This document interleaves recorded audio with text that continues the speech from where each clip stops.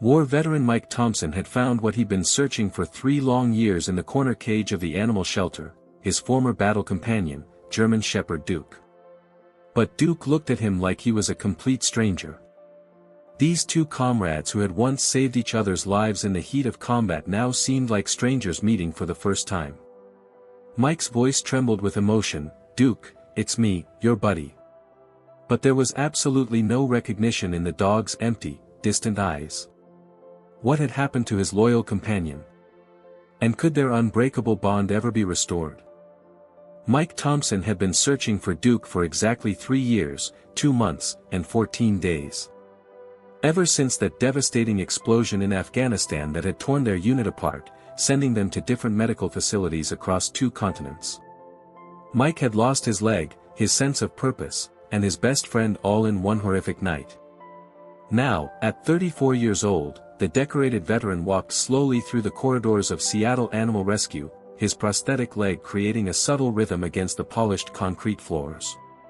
The shelter buzzed with the sounds of barking dogs, mewing cats, and the gentle conversations of volunteers caring for abandoned animals. Mike had visited dozens of shelters across 3 states, following leads, chasing rumors, hoping against hope that somewhere, somehow, Duke had survived and was waiting for him. "Can I help you find someone special today?" asked Sarah, a kind-faced volunteer in her 50s, wearing a bright yellow vest covered in paw prints. Mike's weathered hands gripped his walking cane tighter. "I'm looking for a dog. German Shepherd, about 6 years old now. His name is Duke, but he might not respond to it anymore. We served together overseas." Sarah's expression softened with understanding. She'd seen many veterans come through these doors, searching for their 4-legged brothers in arms. "Let me show you to our large breed section. We have several German Shepherds currently in our care."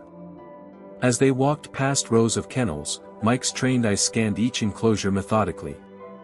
Dogs of all sizes pressed against the chain-link fencing, eager for attention, hoping today would be their day for a forever home. Mike's heart ached for them all, but he was looking for one specific soul. Then he saw him. In the corner kennel, curled up on a worn blanket, lay a black and tan German Shepherd with graying around his muzzle. The dog's ears, once proud and alert, now drooped with exhaustion. His coat, while clean, lacked the lustrous shine Mike remembered. But those distinctive markings, that particular scar above the left eye from shrapnel, there was no doubt. "Duke!" Mike whispered, his voice catching in his throat. The dog lifted his head slowly, as if the simple act required tremendous effort. When their eyes met, Mike expected to see joy, recognition, the excited tail wagging that had greeted him every morning for 2 years in the Afghan desert. Instead, he saw emptiness. Duke's brown eyes held no spark of recognition, no memory of shared dangers, no acknowledgement of their unbreakable bond. It was like looking into the eyes of a stranger. Mike's legs nearly gave out as he approached the kennel. His hands shook as he gripped the chain-link fencing. "Duke, boy, it's me. It's Mike. Don't you remember?" He extended his hand toward the kennel, palm up, in the same gesture he'd used hundreds of times to call Duke to his side during patrol. The dog's reaction broke Mike's heart completely. Duke scrambled backward, pressing himself against the rear wall of the kennel, his eyes wide with what looked unmistakably like fear. This wasn't the fearless canine who had detected dozens of IEDs, who had charged into enemy fire to protect his unit, who had slept curled up next to Mike's cot during cold desert nights. This was a broken, traumatized animal who looked at Mike with the same wariness he might show any stranger. "This boy was brought in about 3 months ago," Sarah explained gently, her voice heavy with compassion. "A trucker found him wandering along Interstate 5, severely malnourished and extremely traumatized. He won't let anyone touch him, barely eats, and has frequent nightmares. We don't know his name or his history." Mike's eyes filled with tears he'd been holding back for 3 years. "His name is Duke. Military working dog, specialized in explosive detection. We served 2 tours together in Afghanistan. He saved my life more times than I can count. Sarah studied Mike's face, seeing the raw pain and desperate hope warring in his expression. What happened to separate you two? Mike closed his eyes, and suddenly he was back in that hell of smoke, fire, and twisted metal. May 15, 2019. We were on a routine patrol in Kandahar province. Duke detected something he always knew before the rest of us. But this time, the shelter buzzed with the sounds of barking dogs, mewing cats, and the gentle conversations of volunteers caring for abandoned animals. Mike had visited dozens of shelters across 3 states, following leads, chasing rumors, hoping against hope that somewhere, somehow, Duke had survived and was waiting for him. "Can I help you find someone special today?" asked Sarah, a kind-faced volunteer in her 50s, wearing a bright yellow vest covered in paw prints. Mike's weathered hands gripped his walking cane tighter. "I'm looking for a dog. German Shepherd, about 6 years old now. His name is Duke, but he might not respond to it anymore. We served together overseas." Sarah's expression softened with understanding. She'd seen many veterans come through these doors, searching for their 4-legged brothers in arms. "Let me show you to our large breed section. We have several German Shepherds currently in our care." As they walked past rows of kennels, Mike's trained eyes scanned each enclosure methodically. Dogs of all sizes pressed against the chain-link fencing, eager for attention, hoping today would be their day for a forever home. Mike's heart ached for them all, but he was looking for one specific soul. Then he saw him. In the corner kennel, curled up on a worn blanket, lay a black and tan German Shepherd with graying around his muzzle. The dog's ears, once proud and alert, now drooped with exhaustion. His coat, while clean, lacked the lustrous shine Mike remembered. But those distinctive markings, that particular scar above the left eye from shrapnel, there was no doubt. "Duke!" Mike whispered, his voice catching in his throat. The dog lifted his head slowly, as if the simple act required tremendous effort.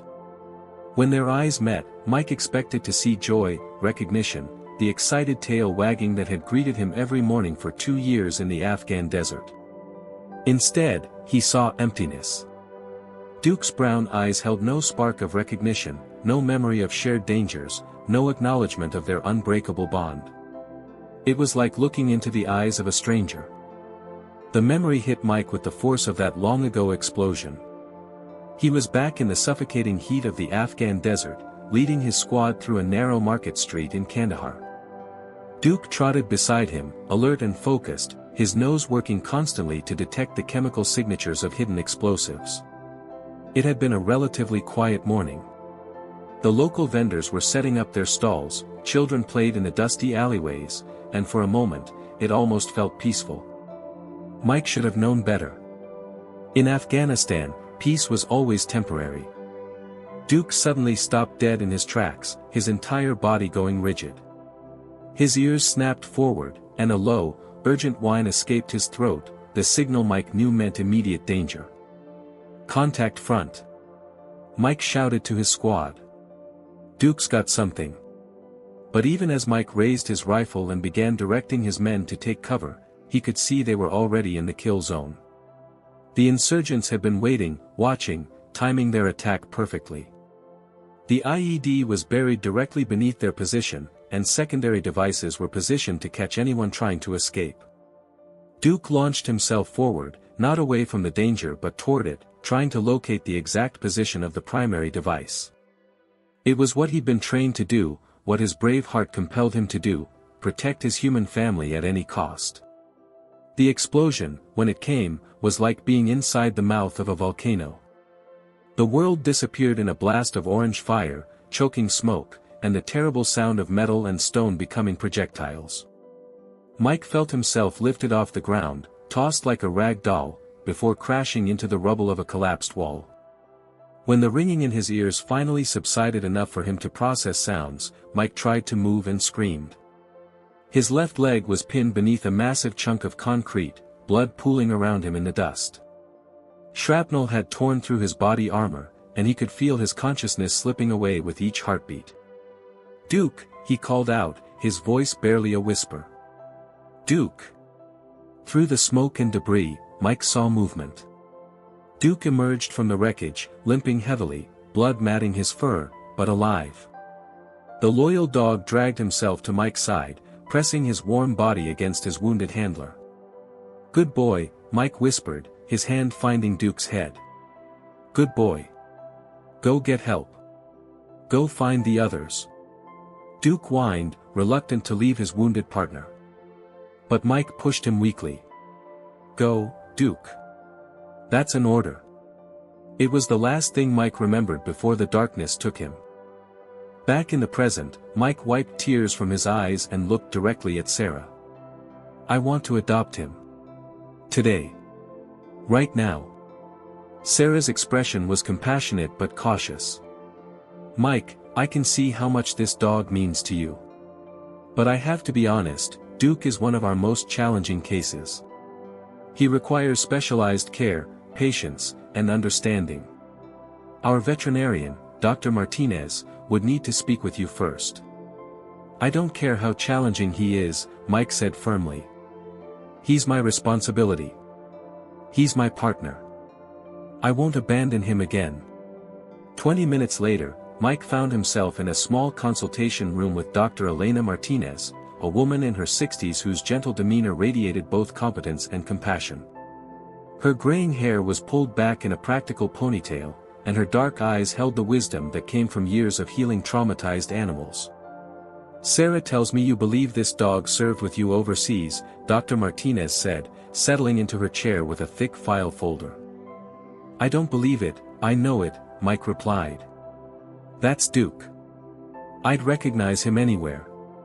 The scar above his left eye, the way he holds his right front paw slightly favored from an old injury, that distinctive marking on his chest, that's my partner."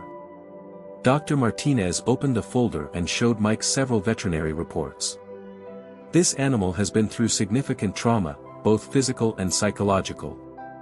X-rays show evidence of previous injuries consistent with blast exposure. More concerning are the neurological effects. He exhibits symptoms similar to what we might call PTSD in humans, hypervigilance, startle responses, and what appears to be selective memory loss." Mike leaned forward intently. "Memory loss? It's not uncommon in cases of severe trauma, whether in humans or animals. The brain sometimes protects itself by blocking painful memories. Unfortunately, this can sometimes include blocking positive memories as well. But he could remember eventually. With the right care." Dr. Martinez studied Mike's determined face. "It's possible. Dogs have remarkable capacity for healing, especially when they're in the care of someone who truly understands them. But Mike, I need you to understand, this won't be easy. It could take months, even years. And there's no guarantee he'll ever fully remember your shared history."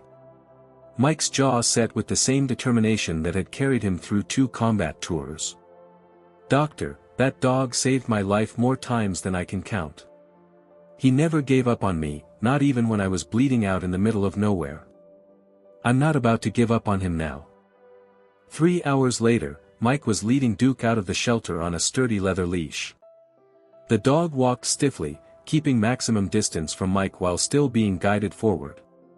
Every few steps, Duke would stop and look around nervously, as if expecting threats to emerge from the shadows. Mike's small ranch house on the outskirts of Seattle was modest but comfortable, with a large fenced backyard perfect for a dog. Mike had been preparing for this day for 3 years, hoping against hope that he might someday find Duke and bring him home. "This is it, boy," Mike said as they approached the front door. "This is home now." Duke balked at the threshold, planting his feet and refusing to enter. Mike recognized the behavior. The dog was exhibiting hypervigilance, unable to enter an enclosed space where he couldn't see all possible exits. Patiently, Mike propped the front door open and sat down on his front steps. "Take your time, Duke. No pressure. We've got all the time in the world." It took 45 minutes before Duke finally ventured inside, and even then, he immediately sought out the corner of the living room where he could keep his back to the wall and watch all entrances. Mike had anticipated this and had already placed a comfortable dog bed in that exact spot. "Smart choice," Mike said approvingly. "Always secure your perimeter first." That first night was difficult. Mike prepared a bowl of high-quality dog food and placed it near Duke's corner, along with fresh water. Duke sniffed cautiously at the offerings but wouldn't eat while Mike was in the room. "I understand, buddy," Mike said softly. "Trust takes time." Around 2 a.m., Mike was awakened by low, urgent growling. He found Duke standing rigid by the front door, every muscle tensed, staring at something Mike couldn't see. "Easy, Duke," Mike whispered, moving slowly to avoid startling the traumatized animal. "We're safe here. No tangos, no IEDs. Just you and me." But Duke remained at his post, vigilant and ready, protecting a home he didn't remember and a human he no longer recognized, but some deep instinct told him to guard. Days blended into weeks as Mike established a careful routine designed to help Duke feel secure. Every morning at 0600, Mike would set out fresh food and water, then retreat to give Duke privacy to eat. Every evening at 1800, he would sit in the living room and quietly talk about their shared experiences, hoping something might trigger a memory. "Remember that time in Helmand when you detected that IED buried in the school playground?" Mike would say, keeping his voice low and soothing. "You probably saved 30 kids that day. Command wanted to recommend you for a medal." Duke would listen from his corner, head tilted slightly, as if trying to understand language that felt familiar but remained frustratingly out of reach. The first breakthrough came on a Tuesday morning 3 weeks after Duke's arrival. Mike was in the kitchen making coffee when he heard the soft click of paws on hardwood. He turned slowly to see Duke standing in the doorway, no longer pressed against the wall but actually venturing into the center of the room. "Good morning, Duke," Mike said carefully, not wanting to spook him. Duke took another tentative step forward, his nose working to catalog the various scents in the kitchen. For the first time since the shelter, he looked directly at Mike without immediately looking away. "You hungry, boy?" Mike asked, reaching slowly for the bag of dog food. Duke didn't flee. Instead, he watched Mike's movements with cautious interest, as if some buried memory was telling him this human could be trusted. Dr. Martinez made house calls once a week to check on Duke's progress. During her 4th visit, she noticed marked improvements in the dog's behavior.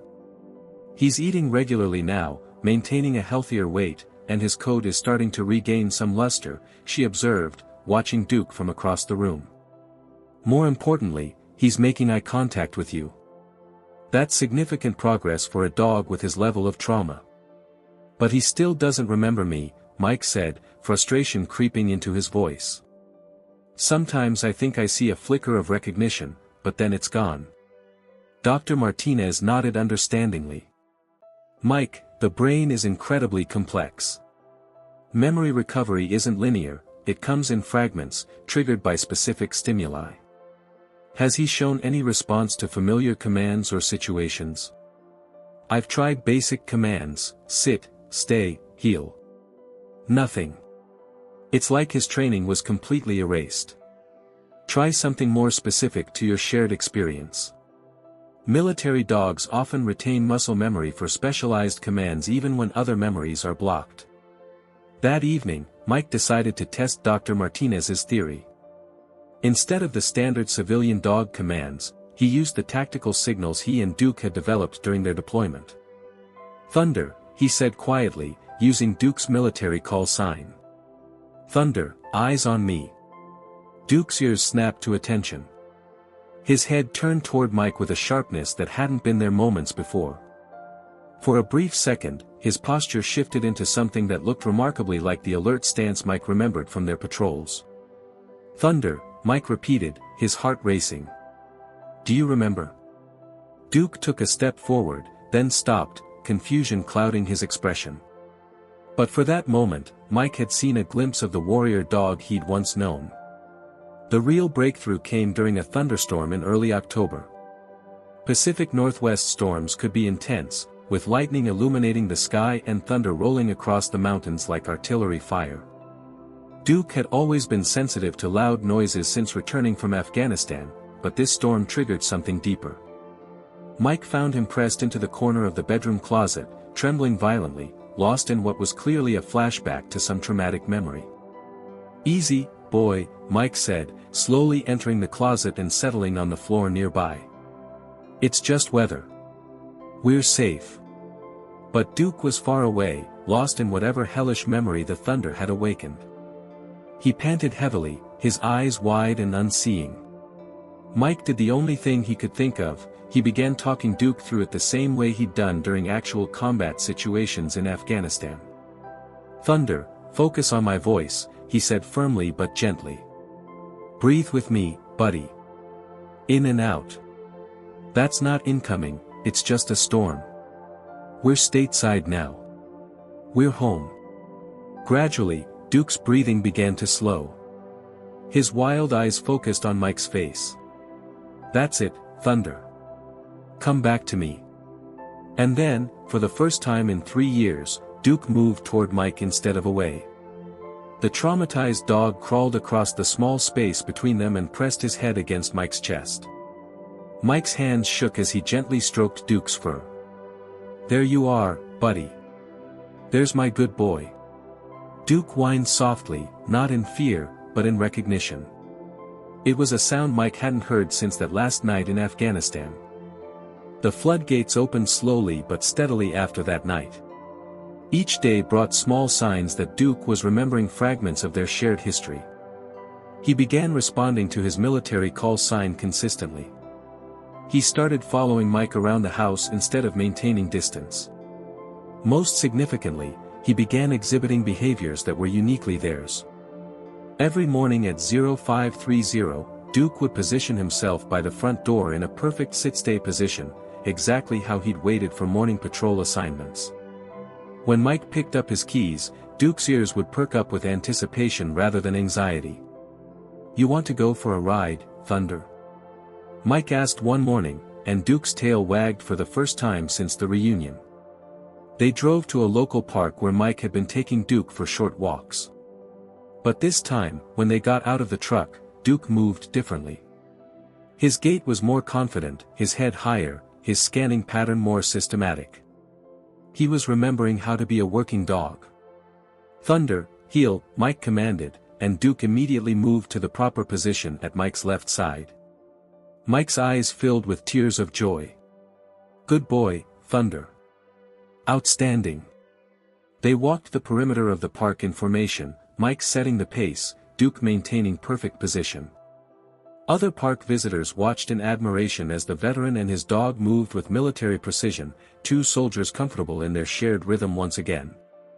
Dr. Martinez was amazed by Duke's progress during her next visit. "I've rarely seen such dramatic memory recovery," she admitted. "The bond between you two must have been extraordinarily strong." "He was more than a partner," Mike explained, watching Duke perform a series of hand signals flawlessly. "He was my brother." Duke had regained much of his previous training and most of his trust in Mike. But more importantly, the light was back in his eyes. He was no longer just surviving, he was living again. One evening, Mike pulled out a photo album from his deployment days. Duke had shown interest in photographs during his recovery, often sniffing them carefully as if trying to match sense with images. "Look at this one, Thunder," Mike said, pointing to a picture of the two of them after a successful mission.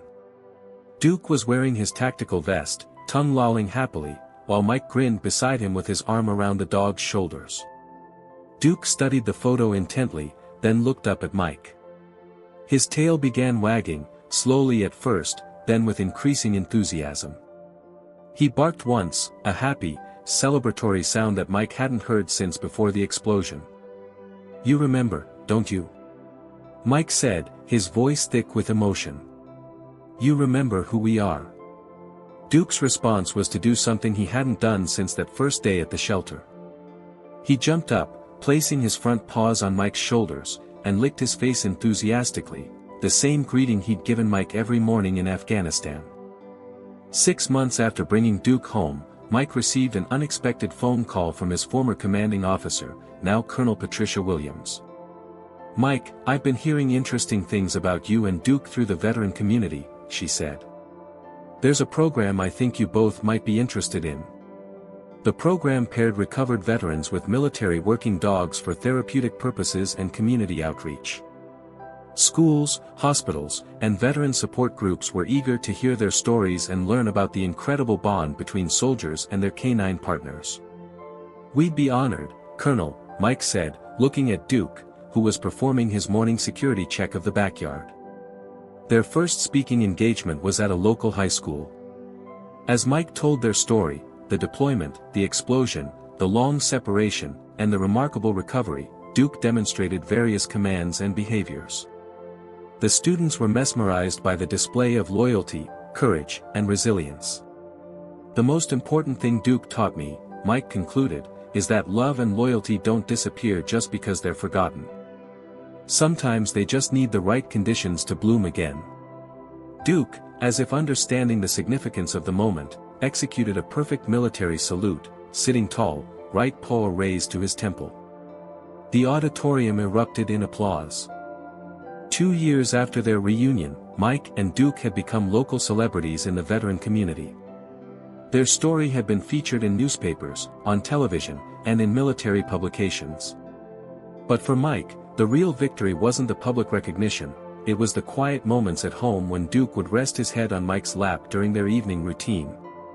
Duke never fully recovered all of his memories. Some experiences from their deployment remained locked away, perhaps forever. But he remembered the essential truth that mattered most: Mike was family.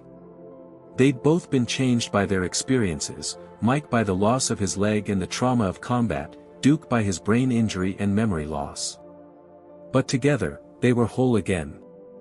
On quiet evenings, Mike would sometimes wonder what might have happened if he'd never found Duke, or if Duke had never recovered his memories. But he didn't dwell on those thoughts long. They'd found each other again, and that was what mattered. "Ready for bed, Thunder?" Mike would ask each night, and Duke would dutifully trot to his bed beside Mike's, where he'd maintain his protective watch throughout the night. Some bonds, Mike had learned, are stronger than trauma, deeper than memory, and more enduring than time itself. His bond with Duke was one of those rare connections that transcend circumstance and survive even when forgotten. They were brothers in arms, partners in healing, and living proof that sometimes, love really can conquer all. The war had tried to break them both. But they'd found their way back to each other, and together, they'd found their way home. If this incredible story of loyalty and healing touched your heart, please show your support by hitting that like button and subscribing to Heart Animal Stories. Every like helps us reach more people who need to hear these amazing tales of the unbreakable bond between humans and animals.